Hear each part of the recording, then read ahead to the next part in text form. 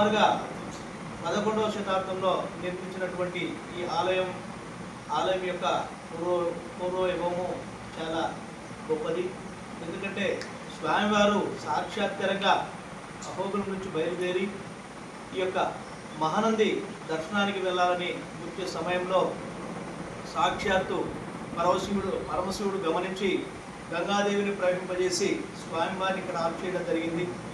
ఆగిపోయినటువంటి స్వామి ఒక్కసారిగా మళ్ళా చెంచులక్ష్మి అమ్మవారిని వివాహం చేసుకోవడం జరిగింది. ఆ విషయం తెలుసుకున్నటువంటి లక్ష్మీదేవి చెంచులక్ష్మి అమ్మవారిని వివాహం అన్నాడు అనే విషయాన్ని తెలుసుకున్నటువంటి చెంచులక్ష్మి అలిగి పక్కకు వెళ్ళిపోవడం జరిగింది.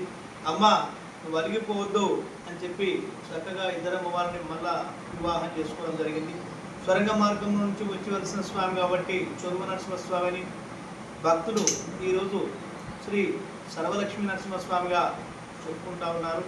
అదేవిధంగా స్వామివారి యొక్క మహత్యం విషయంకి వచ్చినట్లయితే మనం ఏవైతే మనసులో కోరుకుంటామో అటువంటి కోరికలను పొంగు బంగారంగా నెరవేర్చు స్వామి శ్రీ సర్వలక్ష్మీ నరసింహస్వామి దేవస్థానం, నల్లమల్ల ఫారెస్ట్, నంద్యాల వెళ్ళే జాతీయ రహదారిలో వెలిసినటువంటి స్వయంభూ దేవాలయం.